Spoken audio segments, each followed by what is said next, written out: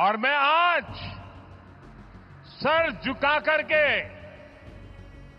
मेरे आराध्य देव छत्रपति शिवाजी महाराज की उनके चरणों में मस्तक रख के माफी मांगता हूं। सिंधुदुर्ग किले पर स्थापित छत्रपति शिवाजी महाराज की पूर्णाकृति प्रतिमा का गिरना एक ऐसा हादसा बन गया है जिसने न केवल महाराष्ट्र बल्कि पूरे देश में भारी हलचल मचा दी है। इस अप्रत्याशित और बेहद संवेदनशील घटना के बाद प्रधानमंत्री नरेंद्र मोदी को सार्वजनिक माफी मांगनी पड़ी, जिससे दिल्ली में बीजेपी के शीर्ष नेताओं के बीच गहरी नाराजगी पनप रही है। ऐसा माना जा रहा है कि इस मामले को स्थानीय स्तर पर अधिक संवेदनशीलता और प्रभावी तरीके से संभाला जा सकता था, लेकिन राज्य सरकार की तरफ से इस मामले में अपेक्षित गंभीरता नहीं दिखाई।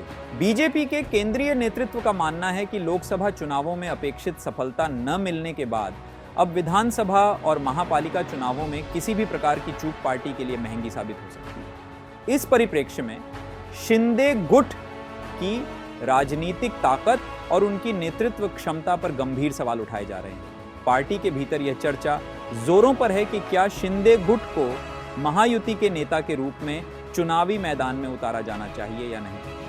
इन चर्चाओं के बीच दिल्ली से महाराष्ट्र में सत्ता परिवर्तन की अटकलें भी तेज हो गई हैं, जो शिंदे सरकार के लिए एक गंभीर चेतावनी है। सूत्रों के अनुसार भाजपा के कुछ वरिष्ठ नेता शिंदे सरकार से नाखुश हैं और इस घटना को लेकर उनकी असंतोष स्पष्ट है। ये असंतोष केवल पुतले के गिरने तक सीमित नहीं है, बल्कि राज्य की सरकार द्वारा इस मुद्दे को सही ढंग से न संभालने को लेकर भी है। शिंदे सरकार पर अब दबाव बढ़ता जा रहा है कि वे अपनी कार्यशैली पर पुनर्विचार करें और भाजपा नेतृत्व के साथ बेहतर तालमेल बनाएं, अन्यथा यह संकट और गहरा सकता है। इस घटना के परिणाम स्वरूप शिंदे सरकार और महायुति के भविष्य पर गहरा और दीर्घकालिक प्रभाव पड़ने की संभावना है। राजनीतिक विश्लेषकों का मानना है कि इस समय महाराष्ट्र की राजनीति में अस्थिरता और तनाव का माहौल बढ़ता जा रहा है, जो शिंदे सरकार के लिए गंभीर चुनौतियां पैदा कर सकता है।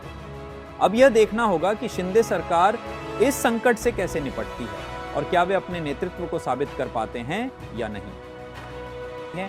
और इस तरह की खबरों के लिए हमारे साथ बने रहें। हमारे चैनल को सब्सक्राइब करें और नोटिफिकेशन बेल दबाएं ताकि हर ताज़ा अपडेट सबसे पहले आप तक पहुंचे।